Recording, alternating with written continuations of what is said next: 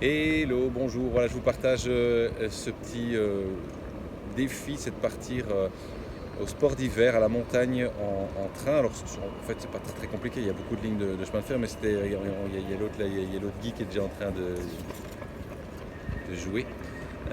On a un voyage qui va durer de 11h à 19h de Liège ici jusqu'à Innsbruck. Et donc, voilà, globalement le défi, c'est que quand tu pars au sport d'hiver, tu as quand même beaucoup de. Dis bonjour à la caméra, Yann. Et, voilà. Et donc, moi j'ai mon matériel. Il y a un gros sac ici où il y a un peu toutes les affaires de neige, et les bottines, les pantalons et les gants. Et ça prend vraiment un sac complet. Et le deuxième sac, c'est avec nos affaires à tous les deux. Et on va dans un petit logement dans la banlieue de Innsbruck, au pied des montagnes. Donc, c'est pourquoi j'ai choisi Innsbruck pour deux raisons. La première, très prosaïque, c'est parce qu'en fait, c'est le tarif le moins cher que j'ai trouvé. Et la deuxième, c'est parce que j'ai jamais été en Autriche. Enfin, bon, voilà, je dis petit bonus. Ah oui, tiens, pourquoi pas aller là-bas. Ça fait une petite occasion de voyage et de découvrir une autre région où j'ai jamais été. Et c'est parti. Évidemment, les trains allemands, c'est déjà un peu du voyage. Nous, on a pris la première classe. C'était vraiment de nouveau très bon marché. Et donc un peu luxueux tout ça, de l'espace, des petites tablettes partout. On a même pu acheter du Apfelschorle qui est une de mes boissons préférées, donc un jus de pomme pétillant, ça j'adore. Donc on est vraiment bien installé.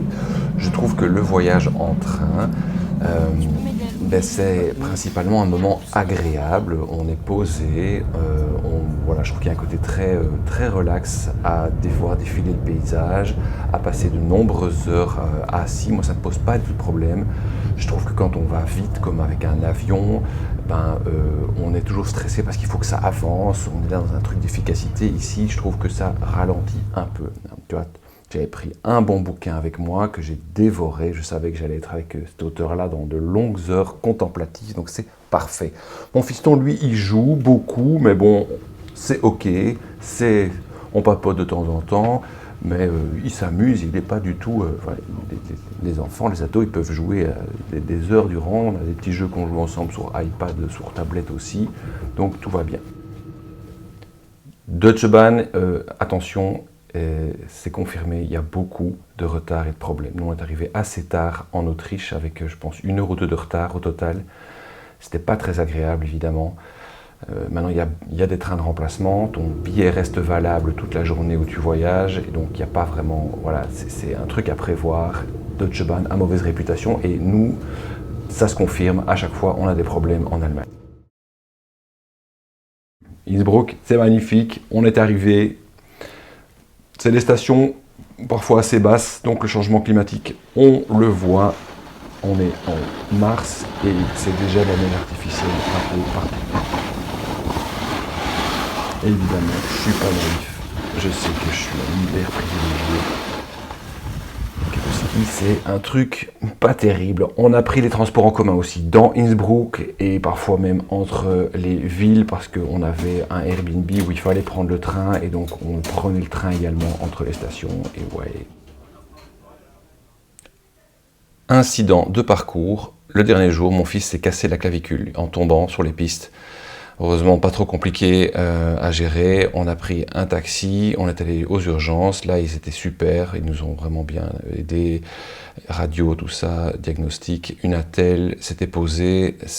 Voilà, on a dû donc on a écourté la journée forcément. Et malgré tout, on est reparti le lendemain avec le train également. Il n'y avait pas besoin de rapatriement.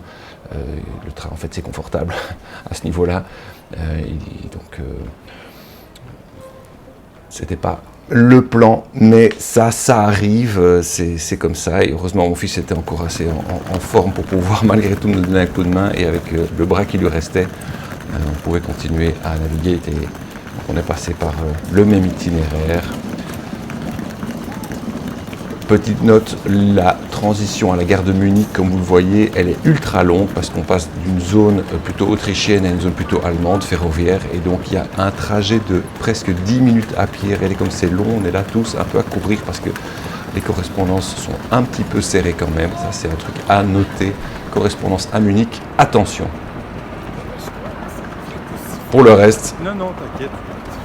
on a retrouvé notre confort de première classe. Le trajet retour s'est passé sans aucun retard. Et on a pu donc vaquer nos occupations préférées en train. Manger, boire, contempler, lire, chiller.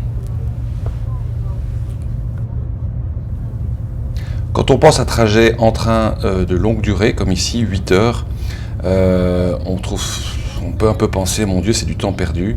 On peut penser alors du coup à prendre un train de nuit. Moi, je suis pas un fan absolu des trains de nuit parce que d'une part, on dort mal, d'accord, il y a le côté, on perd pas du temps, mais moi, je ne considère pas que je perds du temps. Me retrouver dans un train à lire, accompagné, disponible, donc pas comme la voiture où je suis pas disponible, mais disponible pour mon fils ici, en fait, je trouve ça confortable. Je veux dire, ok, on est bloqué, ok, on est immobile, on ne sait pas faire grand-chose, mais c'est très relaxant, à part le côté évidemment retard éventuel, correspondance ou autre point d'attention.